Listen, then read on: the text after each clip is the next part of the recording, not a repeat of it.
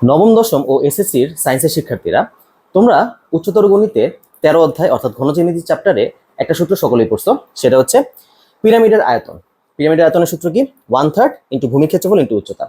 আর কোনকের আয়তন কি? 1/3 পাই আর square H. এটা তোমরা মোটামুটি সবাই মুখস্থ করছো।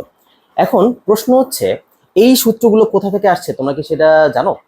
যেমন এখানে তো আমরা আয়তন মানে হচ্ছে ভূমির ক্ষেত্রফল ইন্টু উচ্চতা, এটা মোটামুটি আমরা সবাই জানি। কিন্তু আমার প্রশ্ন হচ্ছে, এখানে এই যে 1/3 এইটা কোথা থেকে আসছে, এটা কি তোমরা জানো? এটার ব্যাখ্যা কি তোমরা সবাই জানো? ব্যাপার হচ্ছে, আমরা ম্যাক্সিমাম টাইম দেখা যায় কি যে এই সকল আমাদের যে ম্যাথের আর হাই ম্যাথের যে সূত্রগুলো আছে সেগুলো সবাই মুখস্থ করে দেন পরীক্ষা হয়ে যায়। তো পরীক্ষা হলে যাওয়ার পরে কি হয়, যে সকল সূত্রগুলো আমাদের পরীক্ষায় খুব বেশি একটা ব্যবহার হয় না, যেমন ধরো এই পিরামিডের আয়তনের এই সূত্রটা কিন্তু খুব বেশি একটা পরীক্ষায় সচরাচর দেখা যায় না। হ্যাঁ, মাঝে মাঝে আসে, আবার মাঝে মাঝে এটা আসে না। তো তখন দেখা যায় কি যে সকল সূত্রগুলো আমাদের বেশি একটা ব্যবহার হয় না, সেগুলো যখন সাডেনলি আমাদের পরীক্ষায় চলে আসে তখন কিন্তু আমরা বিপদে পড়ে যাই।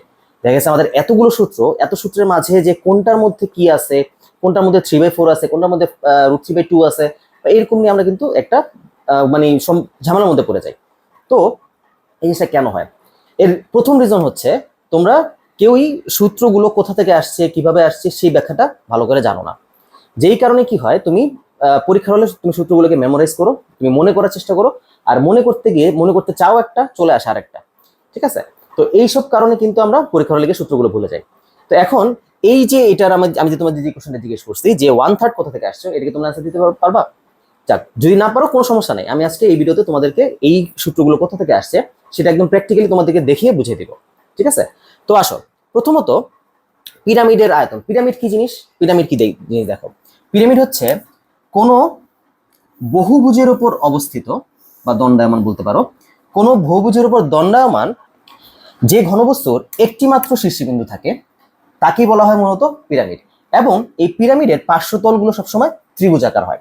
যেমন এটা যদি হয় শীর্ষবিন্দু, এখান থেকে তুমি যদি এই যে এই কর্নারগুলোকে অ্যাড করে দাও, তখনই তুমি এখানে একটা পিরামিড দেখতে পাবে। ঠিক আছে? এই যে এটা হচ্ছে একটা পিরামিড। ওকে, আই হোপ তোমরা এটা ভিজুয়ালাইজ করতে পারতেছো যেটা কি জিনিস। কোনো সমস্যা নাই, আমি এখন দেখিয়ে দিব তোমাদেরকে, প্র্যাকটিক্যালি এটা দেখাবো। তো ব্যাপার হচ্ছে, এইটার ক্ষেত্রফল বের করার জন্য আমরা কি করি, আমরা 1/3 ইন্টু ভূমির ক্ষেত্রফল ইন্টু উচ্চতা সেটা বের করি। তো আমি যদি এখানে হিসেব করি যে এখানে ভূমিটা হচ্ছে আমাদের বর্গাকার, তো আমি বলতে পারি এটা হচ্ছে বর্গাকার একটা ভূমি। তো বর্গক্ষেত্রের নিচে বর্গাকার ক্ষেত্রফলের বর্গের যে ক্ষেত্রফল সেই সূত্রে অ্যাপ্লাই করবো, ভূমি ক্ষেত্রফল চলে আসবে। দেন উচ্চতা হচ্ছে এই যে এখান থেকে শীর্ষ থেকে ভূমির পর্যন্ত যে লম্ব দূরত্ব সেটা হচ্ছে আমাদের উচ্চতা। তো উচ্চতা আমরা জানলে এখানে এটার অ্যান্সার বের করে ফেলতে পারবো। কিন্তু আমার মেইন প্রশ্নই হচ্ছে 1/3 কোথা থেকে আসলো। ঠিক আছে? তো সেটাই আজকে আমরা দেখবো যে 1/3 মূলত কোথা থেকে আসছে। প্রথমত এই পিরামিডের যে ক্ষেত্রফলটা আছে সেটা বের করা হয়েছে কিসের মাধ্যমে জানো? এই পিরামিডের ক্ষেত্রফলটা মূলত বের করা হয়েছে ঘনক আছে না, ঘনক শিখছো না? ঘনক হচ্ছে বর্গাকার ঘনবস্তু, অর্থাৎ যেই ঘনবস্তুর আমাদের যে 6টা তল থাকে, 6টা তলই বর্গাকার থাকে, তাকে আমরা বর্গাকার ঘনবস্তু কিংবা ঘনক বলতে পারি। ঠিক আছে? এখন বর্গাকার ঘনবস্তু থেকে মূলত পিরামিডের আয়তনটা বের করা হয়েছে। কিভাবে দেখো, আমাদের এই হচ্ছে একটা বর্গাকার ঘনবস্তু, আমরা আঁকি। এই হলো একটা বর্গাকার ঘনবস্তু। ঠিক আছে? এই হচ্ছে একটা বর্গাকার ঘনবস্তু। এখন এই বর্গাকার ঘনবস্তুর মধ্যে কর্ণ আছে কয়টা? কর্ণ আছে কিন্তু টোটাল 4টা। ঠিক আছে? তো এটা 4টা যে কর্ণ সেটা বোঝার জন্য তুমি যে রুমের মধ্যে বসে আছো, রুমের দিকে তাকাও। রুমের মধ্যে এই কর্নার থেকে এই নিচের কর্নার, এই কর্নার থেকে নিচের কর্নার যদি অ্যাড করো একটা কর্ণ, এই কর্নার থেকে নিচের কর্নার অ্যাড করো আরেকটা কর্ণ, ওই কর্নার থেকে এই কর্নার অ্যাড করো আরেকটা কর্ণ, এই কর্নার থেকে এই কর্নার অ্যাড করো আরেকটা কর্ণ। তুমি যদি এভাবে টোটাল 4টা কর্ণ পেয়ে যাবা। এখন বর্গাকার ঘনবস্তুর ক্ষেত্রে এই 4টা কর্ণ কিন্তু একটা স্পেসিফিক একটা সেম বিন্দু দিয়ে কিন্তু যায়। ঠিক আছে? তো আমি যদি এই বর্গক্ষেত্রের মধ্যে চিত্রটা আঁকতে চাই, যদি এটা আঁকাটা খুব টাফ হয়ে যাবে, এখানে ভিজুয়ালাইজ করাটা একটু কষ্ট হয়ে যাবে। তো মানে হচ্ছে এই কর্নার থেকে এই যে এই কর্নার অ্যাড হবে, দেন এই কর্নার থেকে এটা অ্যাড হবে, তারপর এটা থেকে এটা অ্যাড হবে। মানে মোট কথা হচ্ছে কেন, আমি আঁকতে গেলে খুব কষ্ট হয়ে যাবে, এটাকে আসলে 3D ভাবে আঁকা যাবে না এখানে। ঠিক আছে? এখন তো আমরা এতটুকু তো বুঝতে পারছি যে এই যে কর্ণগুলো আছে সেই কর্ণগুলো একটা স্পেসিফিক মাঝখানে একদম ঠিক মাঝামাঝি একটা বিন্দু দিয়ে যায়। তো ধরলাম আমাদের সে মাঝামাঝি বিন্দুটা হচ্ছে এই জায়গায় আছে। ঠিক আছে? এই জায়গায় আছে।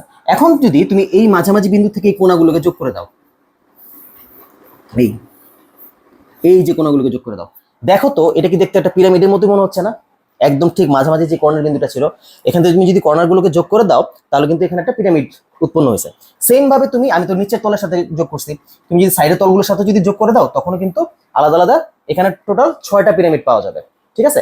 এখন পিরামিডগুলো দেখতে কেমন হবে সেটাই তোমাদের আমি দেখাবো। এখন দেখো, এটা হচ্ছে আমাদের একটা, আমি ছোট করে কেটে বানাইছি, এটা হচ্ছে আমাদের একটা কি বর্গাকার ঘনবস্তু বা ঘনক।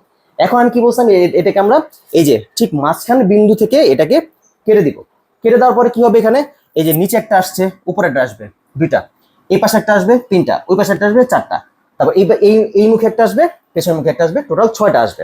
তো দেখো এই যে আমাদের বর্গাকার ঘনবস্তুটা আছে, এটাকে আমি কাটি, এই যে কাটলাম, কাটার পরে দেখো এই যে আমরা দেখো এই একটা পার্ট, এই যে উপর থেকে এই একটা পিরামিড পাইছি আমরা, দেখছো এটা পিরামিড, দেখা যাচ্ছে এটা হচ্ছে পিরামিড। তারপর আবার আসো, এই যে সাইড থেকে এই একটা পিরামিড, ওকে, এই যে কয়টা পেলাম, এই দুইটা পাইছি। দেন এই যে এখান থেকে এই পাশ থেকে আরেকটা পিরামিড, এই হচ্ছে 3টা, ঠিক আছে, দেখতেছো আমি ফরমেশন এটা তৈরি করতেছি। দেন এই হচ্ছে আরেকটা 4টা, এই 4 নম্বরটাকে এই পাশে বসাই, এই বসালাম। তারপর হচ্ছে এই হচ্ছে একটা 5টা, এই একটা 5টা, দেখছি এটা পিরামিড কিন্তু। তো এই হচ্ছে 5টা, এখানে বসালাম। তারপর এই লাস্ট একটা, এই হচ্ছে 6টা, এই যে উপরে খালি অংশ ছিল এই বসালাম। তো দেখো এই যে 6টা পিরামিড যখন আমি অ্যাড করছি, তখন কিন্তু সেটা একটা ঘনকে পরিণত হয়েছে, ব্যাপারটা বুঝতে পারছো? এখন এই যে পিরামিডগুলো তৈরি করছি, এগুলো কি সব সেম? আমাদের এখন এটা বুঝতে হবে, এইগুলো কি সব মানে এগুলো সবগুলোর আয়তন কি সেম কিনা। দেখো এগুলোর সবগুলোর আয়তন কিন্তু সেমই আসবে। কি জন্য দেখো, এখানে এই পিরামিডের দেখো, আমরা যদি এই পিরামিডটার উচ্চতা বের করতে চাই, তার মানে এই বিন্দু থেকে একদম স্ট্রেট ফরওয়ার্ড একটা লম্ব টানতে হবে মাঝখান বরাবর। দেখো তো আমি যদি এখান থেকে লম্ব টানি এবং উপরের দিকে যদি রেখাটাকে বর্ধিত করি, সেটা কিন্তু আলটিমেটলি এই যে আমাদের বর্গের যে একটা ধার ছিল, এই ধারেরটা সমানই কিন্তু হয়ে যাবে, তাই না? তুমি দেখো এই যে আমাদের বর্গ, এই বর্গ, তো আমি এটার মধ্যে এই যে মাঝখান বরাবর, এই মাঝখান বরাবর এটাকে কিন্তু এইভাবে কাটছি। তো যদি এটা তুমি এই যে লম্ব টানো, লম্ব টানলে এটা যদি পেছনের উপরের দিকে বর্ধিত করো, তাহলে বলতো এই যে এই পাশের রেখাটা, এই পাশের রেখাটা আর এই রেখাটা কি সেম হয়ে যাবে না? ব্যাপারটা বুঝতে পারছো?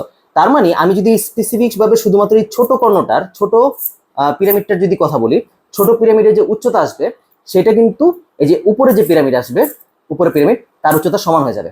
কেন মনে আছে? আমরা কিন্তু এটাকে মধ্যবিন্দু ধরছিলাম, মধ্যবিন্দু ধরার কারণে এই উচ্চতা আর এই উচ্চতা কিন্তু সমান হয়ে যাবে। তো সেম কেস আমাদের 6টার ক্ষেত্রেই হবে। তো আমরা বলতে পারতেছি যে এখানে যেই 6টা পিরামিড আমরা পাবো, প্রত্যেকটা পিরামিডেরই উচ্চতা সমান, ওকে। আর যেহেতু এটা একটা বর্গাকার ঘনবস্তু, তার মানে নিচে যে তলগুলো ছিল, 6টা তল ছিল, সেই 6টা তলও সমান। তার মানে বলতে পারতেছি এখানে প্রত্যেকটা পিরামিড আমাদের সমান আয়তন বিশিষ্ট হবে। এখন আমাকে বলো, এই যে বর্গক্ষেত্র, এই বর্গক্ষেত্রের প্রত্যেকটা বাহুকে যদি আমি ধরে নিই এ, তাহলে এই বর্গক্ষেত্রের আয়তন কত দাঁড়াবে?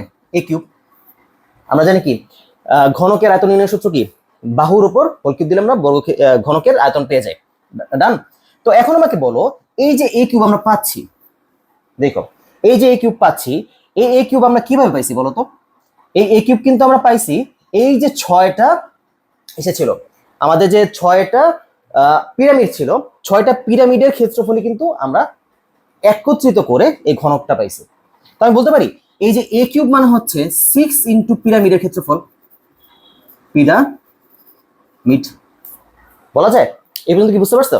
যে তার মানে এই a কিউব মানে টোটাল ঘনবস্তুটা কি 6টা পিরামিডের সমষ্টি তো হচ্ছে এই a কিউবটা। আচ্ছা এখন আমি এক কাজ করি, শুধুমাত্র আমাদের পিরামিডের ক্ষেত্রফলটা লাগবে, 6কে এই পাশে পাঠিয়ে দিই।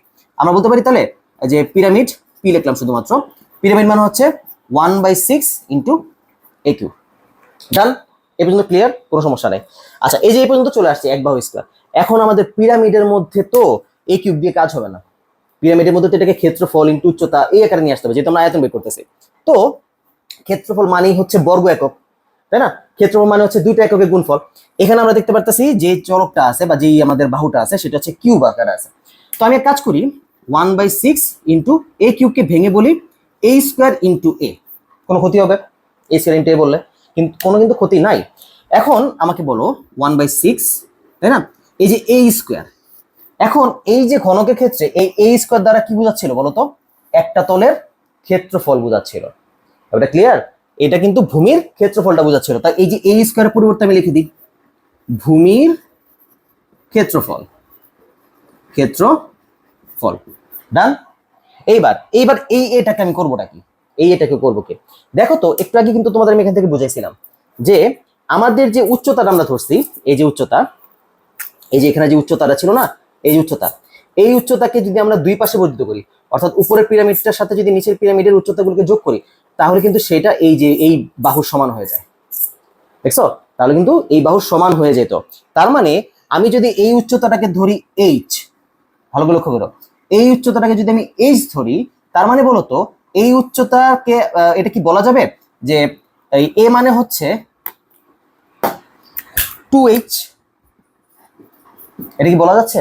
দেখো এই এতটুকু যদি এইচ হয় তার মানে পুরোটা হচ্ছে কত 2h, আর এই পুরোটাকে তো আমরা বলতেছি এ, ব্যাপারটা বুঝতে পারছো? পুরোটাই কিন্তু এ। তাহলে এর পরিবর্তে কি আমি 2h বসাতে পারি? যেমন আবার আবার একটু বুঝাই দিই যে এই যে আমাদের এই যে পিরামিডটা ছিল এই পাশ থেকে কাটছে আমরা, পিরামিডের এটা হচ্ছে উচ্চতা, এটাকে যদি আমি এইচ ধরি, তাহলে এই পাশে যদি উচ্চতা টান দিই এটাও তো এইচই হবে, যেহেতু দুইটা এইচ সমান। তো এটা এই দুটো যদি এইচ হয় তার মানে আমরা পাচ্ছি কত 2h, আর এই 2h মানেই তো হচ্ছে এই যে একটা বাহু অর্থাৎ এ। ঠিক আছে, তো এই পর্যন্ত দেখো, তার মানে আমরা এখানে কি করতে পারলাম, আমরা এর পরিবর্তে 2h বসাইতে পারছি। ব্যাপারটা ক্লিয়ার? এখন দেখো এই 2 গিয়ে কেটে দিবে কাকে, 6 কে, হয়ে যাবে কত 3। আমরা পেলাম কত তাহলে 1/3 ইন্টু ভূমির ক্ষেত্রফল ইন্টু এইচ মানে কি, এইচ মানে এখন তো 2 নাই, এইচ মানে কি উচ্চতা। ব্যাপারটা বুঝতে পারছো? তো এইভাবেই মূলত আমাদের এই পিরামিডের আয়তনের সূত্র আসছে 1/3 ভূমির ক্ষেত্রফল ইন্টু উচ্চতা। ক্লিয়ার? এটাকে শুধুমাত্র যে এই একটা উপায় করা যায় তা না, আরো বেশ কয়েকটা নিয়মে এটাকে প্রমাণ করা যায়। তোমরা যখন ইন্টাররুট বা তখন ক্যালকুলাসের নিয়ম যে শিখবা, ক্যালকুলাসের মাধ্যমে এটাকে প্রমাণ করা হয়। ঠিক আছে, তো এখন তোমরা 19 পর্যন্ত আছো, তো এখন তো তোমরা আর ক্যালকুলাসের ব্যাপারটা বুঝবা না। তো আপাতত তোমাদের আমি এই জন্য এটাকে এইভাবে বুঝালাম যে আমরা ঘনকের মাধ্যমে একটা পিরামিডের ক্ষেত্রফল আয়তন কিভাবে বের করতে পারি। ঠিক আছে, তো আশা করি তোমরা পিরামিডের আয়তনের ব্যাপারটা ক্লিয়ার হয়েছে। এখন প্রশ্ন হচ্ছে তাহলে কোনকের আয়তন কোথেকে আসলো? দেখো তো, কোনকের আয়তনের সাথে কিন্তু পিরামিডের আয়তন অনেক মিল আছে। দেখো কোনকের আয়তনের মধ্যেও আছে 1/3, পিরামিডের আয়তনের মধ্যেও আছে 1/3। কোনকের আয়তনের মধ্যে দেখো এই যে মাঝখানে পাই আর স্কোয়ার, দেখছো পাই আর স্কোয়ার দেখলে কার কথা মনে পড়ে? পাই আর স্কোয়ার মানে কি ছিল? পাই আর স্কোয়ার মানে হচ্ছে একটা বৃত্তের ক্ষেত্রফল, বৃত্তের ব্যাসার্ধ যদি হয় আর, তাহলে তার ক্ষেত্রফল নির্ণয় সূত্র হচ্ছে পাই আর স্কোয়ার। তার মানে দেখো তো এটা দ্বারাও কিন্তু ক্ষেত্রফলই বোঝাচ্ছে, ক্ষেত্রফল। আর এইচ কি, এইচ কি এখানে কোনকের আয়তনের ক্ষেত্রে যখন আমরা কোনকের আয়তনটা বের করতে যাই তখন বলতো এইচ কি থাকে? এইচ কিন্তু একটা উচ্চতা থাকে। এই যে কোনক, সমবৃত্ত ভূমি যখন আমরা কোনক আঁকি, এই যে কোনক, এই কোনকের এই যে শীর্ষ থেকে উচ্চতা, এই যে উচ্চতাটাকে কিন্তু আমরা এইচ ধরি, তাই না? উচ্চতা হচ্ছে এইচ, ভূমির ব্যাসার্ধ হচ্ছে আর, আর এই ভূমির আমরা ক্ষেত্রফল পাই কত পাই আর স্কোয়ার। তো পাই আর স্কোয়ার সাথে এইচ গুণ করলে অর্থাৎ ক্ষেত্রফলের সাথে এইচ গুণ করলে তো আমরা আয়তন পেয়ে যাই। শুধু এখানে এক্সট্রা ভাবে আসছে কত 1/3। এই যে এটাই এখন আমি মাত্র তোমাদের বুঝালাম। এখন প্রশ্ন হচ্ছে কোনক, এটা তো স্যার পিরামিড আর এটা হচ্ছে কোনক। পিরামিডের তো আমাদের চারপাশে থাকে কতগুলো বাহু, অর্থাৎ এটা একটা বহুভুজ হয়, এটা তো বৃত্ত, তাই না? তোমাদের প্রশ্ন হচ্ছে এটা, তো এটার সাথে এটা তাহলে স্যার কিভাবে রিলেট করতে পারি? এখন এখানে হচ্ছে মুখ্য ব্যাপার। দেখো তোমরা ক্ষেত্রফল, বৃত্তের ক্ষেত্রফল নির্ণয় যদি সূত্র দেখতে চাও, বা আমরা একটা বৃত্ত যখন আঁকি, এই বৃত্ত আঁকি, এই বৃত্তটাকে কিন্তু আমরা চাইলে বলতে পারি এই বৃত্তটা হচ্ছে অসংখ্য ছোট ছোট ছোট ছোট ছোট ছোট ছোট ছোট সরল রেখার সমষ্টি।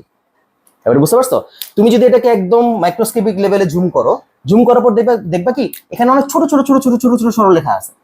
এর একটা মানে রিয়েল লাইফ এক্সাম্পল আমরা দেখে নিই। রিয়েল লাইফ এক্সাম্পলটা কি? দেখো আমরা যে পৃথিবীর উপর দাঁড়ায় আছি, পৃথিবীটা তো গোল, তাই না? এখন তুমি যখন রাস্তা দিয়ে হাঁটো, তুমি যখন পৃথিবীর উপরে হাঁটে যেতেছো, তোমার কাছে কি পৃথিবীটা কি গোল মনে হয়? ভূমিটা কি তোমার কাছে গোল মনে হয়? ভূমিটা কি তোমাকে স্ট্রেট মনে হয় না? তো দেখো আমরা যখন রাস্তা দিয়ে হাঁটি তখন কিন্তু সবগুলো স্ট্রেট লাইনে আমরা হাঁটতেছি। আমরা কিন্তু রাস্তা দিয়ে হাঁটার সময় সব মনে করে যে না একেবারে তো সোজা লাইন, পৃথিবী আবার গোল হয় কিভাবে? তো এরকমই আর কি, যে তুমি এটা যখন পৃথিবী অনেক বিশাল বড় বিধায় আমরা কিন্তু এটার যে কার্ভটা, যে বাঁকানো সেটা আছে, এটা কিন্তু আমরা দেখতে পারি না। তো সেম ভাবে এই বৃত্তটাকে তুমি যখন একদম জুম করতে করতে করতে মাইক্রোস্কোপিক লেভেলে চলে যাবা, তখন গিয়ে দেখবা কি এখানে সব ছোট ছোট ছোট ছোট ছোট ছোট ছোট সরল রেখার আকারে তৈরি হয়ে আছে। ঠিক আছে, তো যদি এগুলো সব সরল রেখা আকারে তৈরি হয়, আমি এক কাজ করি ছোট রেখা না দিয়ে এই বৃত্তটাকে একটু বড় রেখা দিয়ে আঁকার চেষ্টা করি। ঠিক আছে, এই যে দেখো বড় রেখা দিয়ে একটু বৃত্তটাকে আঁকার চেষ্টা করতেছে। ওকে, এরকম অনেকগুলো রেখা আঁকা সম্ভব। ধরো এই এই এই এই এই এই এই যে আমরা ধরলাম যে আমরা একদম মাইক্রোস্কোপিক লেভেলে যাওয়ার পরে বৃত্তটাকে দেখতে এমন মনে হবে। তখন দেখো তো এটাকে একটা বহুভুজ হয়ে গেছে না? এটা কিন্তু এখন একটা বহুভুজ হয়ে গেছে। এখন এই যে ধরলাম এটা কিন্তু মানে সাইড থেকে আঁকি, এ ধরো এটা একটা বহুভুজ হয়ে গেছে। এখন তুমি যদি শীর্ষ ধরো যদি এটাকে যোগ করে দাও, এই সবগুলোকে যদি যোগ করে দাও, তাহলে কি দেখো তো এটা একটা পিরামিড হয়ে গেল না? পিরামিডের শর্তগুলো মানতেছে না? মনে আছে পিরামিডের শর্ত কি? পিরামিডের শর্ত ছিল একটা বহুভুজের উপর গঠিত এমন একটা ঘনবস্তু যার শীর্ষ এক বিন্দু থেকে মিলিত হয়। দেখো তো তাহলে কি এটা কি সত্য মানতেছে না? তার মানে কি আমি বলতে পারি কোনক হচ্ছে ওয়ান কাইন্ড অফ পিরামিড? বলা যায় কোনক কিন্তু একটা পিরামিডের মধ্যে পড়ে গেল। যেহেতু কোনক পিরামিডের মধ্যে পড়ে গেছে, তার মানে অবশ্যই পিরামিডের সূত্র এখানে খাটবে, তাই না? এই যে কাটছে, 1/3 চলে আসছে, ভূমি ক্ষেত্রফল হচ্ছে পাই আর স্কয়ার, উচ্চতা হচ্ছে h, ব্যাস হয়ে গেছে আমাদের কোনকের ক্ষেত্রফল, সরি কোনকের আয়তন। তারপরে ক্লিয়ার হইছো? তো এইভাবেই মূলত আমাদের পিরামিডের আয়তনটা আর কোনকের আয়তনটা আসছে। আমি জাস্ট একটা পদ্ধতি দেখাইছি, এরকম কিন্তু আরো অনেকগুলো পদ্ধতি আছে, সেই পদ্ধতির মাধ্যমে এটাকে এই আয়তনগুলোকে বের করা যায়। ওকে, আর সবচেয়ে মজার কথা হচ্ছে এই যে কোনক আমরা দেখছি না, কোনকের দেখো একটা মজার ব্যাপার দেখো, এই কোনক নাও, এই কোনক নিয়ে তুমি এই কোনকের সমান কোনকের ভূমির সমান ভূমি নিয়েও নাও, আর হচ্ছে কি কোনকের উচ্চতা সমান উচ্চতা নিয়ে একটা সিলিন্ডার নাও, ঠিক আছে? ওকে, তো তুমি এই কোনকের সমান, আমি সেটা এটা উচ্চতাটা বড় রেখে ফেলছি, এটা বরাবর রাখি, তাহলে তুমি বুঝতে পারবে সুন্দর মতো। এই যে আমরা কি করছি, একটা এই কোনকের সমানই একটা ভূমির ক্ষেত্রফলের সমান হচ্ছে এটার ভূমি নিছি, আর এটা উচ্চতা সমান করে এটা একটা উচ্চতা নিছি। এখন তুমি দেখবা কি, তুমি যদি এরকম রিয়েল লাইফে পরীক্ষা করতে পারো চাইলে, এই কোনকের মধ্যে, কোনকটার মধ্যে তুমি উল্টা করে যদি এটার মধ্যে পানি নাও, পানি নিয়ে যদি এটার মধ্যে ঢালো, দেখবা কি 3বার পানি ঢালার পরে এটা পুরোপুরি একদম কানা কানা পূর্ণ হয়ে গেছে।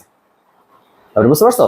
তার মানে যদি একটা সিলিন্ডারের যদি বা তুমি এটা কিভাবে বলতে পারো, একটা সিলিন্ডার নিছো, সেই সিলিন্ডারটাকে নিয়ে তুমি সমান উচ্চতা সমান ক্ষেত্রফল বিশিষ্ট তুমি সিলিন্ডার নিছো, তারপর তুমি সেই সিলিন্ডারের মধ্যে যতটুকু পানি আসবে সেই পানিটাকে তুমি যদি 3 খণ্ড করো, 3 খণ্ড করলে সেই 1 খণ্ড এর সম ভূমি আর সম উচ্চতা বিশিষ্ট কোনকের মধ্যে এটা যাবে, মানে এটার 3 গুণ করলে তুমি এটা পেয়ে যাবে। এবারে বুঝতে পারছো? সো এইভাবেই মূলত আমাদের পিরামিডের আয়তন আর কোনকের আয়তনটা বের করা হয়েছে। ওকে, তো আশা করি সবাই এটা বুঝতে পারছো। তো এভাবে তোমরা মোটামুটি যখন পড়ার সময় চেষ্টা করবা কি সূত্রের ব্যাখ্যাগুলো জেনে জেনে পড়ার। তাহলে সবচেয়ে বড় সুবিধাটা কি হয়? সবচেয়ে বড় সুবিধা, তুমি যখন পরীক্ষার হলে পরীক্ষা দিতে যাবা, তখন কিন্তু তোমার মাথার মধ্যে ক্যাচ করবে যে আরে এই সূত্রটা এইভাবে আসছিল, মানে এই জিনিসটা কি, পুরো কনসেপ্টটা তোমার কাছে যখন ক্লিয়ার থাকবে না, তখন দেখবে যে সূত্রগুলো তোমার এমনিতেই মনে আসতেছে, সূত্রগুলো মুখস্থ করার প্রয়োজন হবে না। সামহাও যদি তুমি পরীক্ষার হলে ভুলেও যাও, তুমি যদি প্রসেসটা জানো, তুমি সামান্য কিছু নিজে নিজে ক্যালকুলেশন করি তো সূত্র বের করে ফেলতে পারবা। এবারে বোঝা গেছে? তো এই জন্যই সবসময় পরীক্ষা যখন কি বলে, যখন যেই সকল সূত্রগুলো তোমরা পড়বা, সেই সকল সূত্রগুলো অবশ্যই অবশ্যই কেন আসছে, কিভাবে আসছে, সেই ব্যাখ্যাগুলো জেনে জেনে পড়বা। হ্যাঁ, তাহলে তোমাদের আর সূত্র নিয়ে কোনো প্রবলেম হবে না। ওকে, তো আশা করি সবাই মোটামুটি একটা আজকে নতুন জিনিস শিখতে পারছো, অথবা অনেকে যারা যারা আগে থেকে জানতা তারাও কমেন্ট করে জানাতে পারো যে স্যার এটা তো আমি আগে থেকে জানতাম, বা যদি তোমরা এটা আজকে নতুন জেনে থাকো তাহলে সেটাও আমাকে কমেন্ট করে জানাও। আর কে কে কোন ব্যাচের আসো, কোন ক্লাসে আসো, কে কে এসএসসি পরীক্ষার্থী আছো, তারা তোমরা কমেন্ট বক্সে কমেন্ট করে জানাও। ঠিক আছে, ধন্যবাদ সবাইকে ভিডিওটা দেখার জন্য, আবার পরবর্তী ভিডিওতে দেখা হবে। Till then, good by.